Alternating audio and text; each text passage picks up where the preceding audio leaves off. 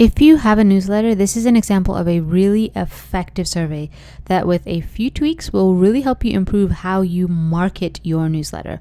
So by the end of this teardown, you should have a survey you can send to people on your newsletter after the first welcome email or now to everyone on your newsletter right now, and take what you learned to optimize the copy on your newsletter landing page. Ready? Let's go. All right, so here is the start of that survey. You can see here just simply in the language, I wanted to reach out to you personally. I hope you don't mind. There's a person behind the survey and I behind the survey asking you a series of questions. Even the language is conversational. I hope you don't mind. There's also acknowledging where you are in the journey here. So you've just signed up for my newsletter. And then clear rationale. I would love to know why you signed up. You don't see lots of surveys admit to the fact that their goal is marketing, improving marketing. So this is really refreshing that they're acknowledging that. And then we see the very casual language here again. I was just wondering while it's fresh on your mind. Super accessible, super human, very, very personal. Like it's a very one-to-one as opposed to a one-to-many message. And very nice comment here, 2 minutes to complete. So huge incentive to get us to actually do the survey since it's not going to be a huge time investment. All right, let's start. Are you a copywriter, marketer, etc.? So most of the times that we see a question like this, it's often phrased more formally. Something like, which of these best describes you? Not that that's a bad thing, but this very much carries on that sentiment of it being a person behind the survey. One thing I would caution against is the question here is actually completed in the answer. So are you a copywriter? Are you a marketer? This is clever, but it might actually throw some people off. It might require a second read. You want to make the question obvious, ridiculously, incredibly obvious. Have the question stand alone so the question is complete and it's not an open loop to the answer. This isn't a hard and fast rule, of course. It can depend on the audience and their sophistication with surveys, their sophistication with online surveys, their age and demographic, but we have to assume that someone is flying through this survey. They're answering pretty quickly, their attention is limited. So what can we do? Everything in our power to make this very simple, very straightforward, that if they are divided in their attention and they just read the question, they're going to know what the answer is. They're not going to stumble on and have to reread the question. So here's what I would recommend. I would ask the question in a familiar, casual way. Ask it directly. No excess words. So you'll notice the question here isn't perfect.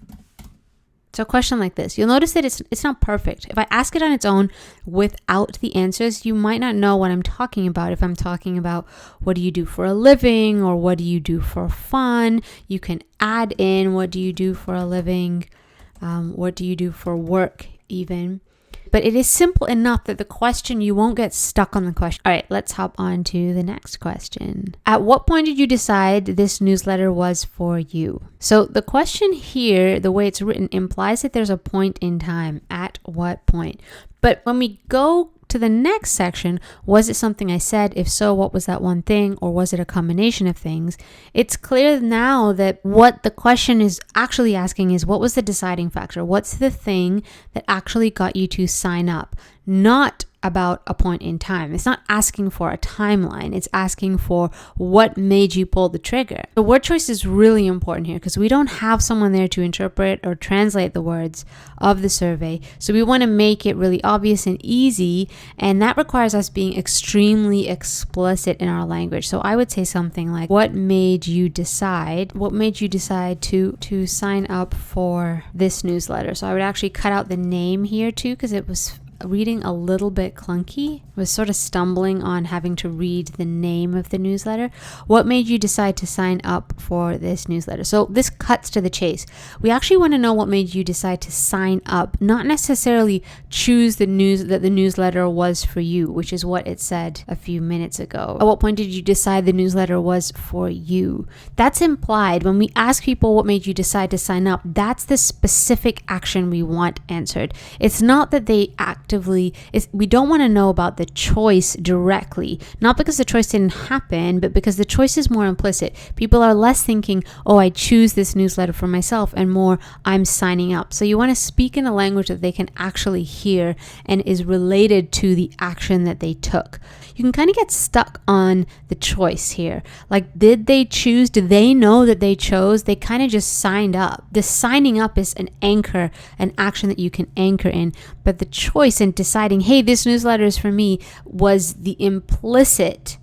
It's sort of the deeper what actually happened. In signing up, they're choosing it's for them, but they might not associate and think that way, and that can introduce a bit of a stumbling block here. So you're asking the same thing, but you're asking it in a way that they can actually speak to.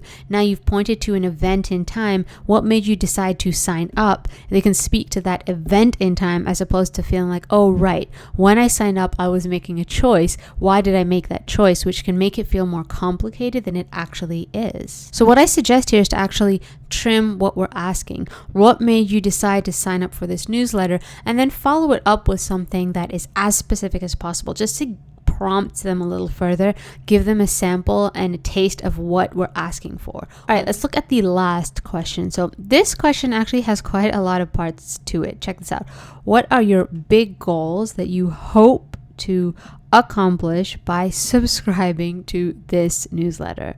Right? It's kind of unnecessarily compound. It makes sense, but there are more hoops and layers of understanding than we actually need. In a survey, especially when we want it to be a quick survey, which this one promises to be, you want to make the reading of the question easy, so we have the reader put all of their energy into actually answering the question, which is even more important in a case like this where the question is open, right? There's no prompt, it's not multiple choice, so it's going to take thought and processing and time from the participant. So I would actually just recommend cutting to the chase here again. Something like, what are you hoping to get out of this? Sounding like a robot here. Out of this newsletter, what are you hoping to achieve with this newsletter? What do you want this newsletter to help you achieve? Right, so a few options here, and you can tweak based on your goal, based on the type of newsletter you have. Are there things that they're learning?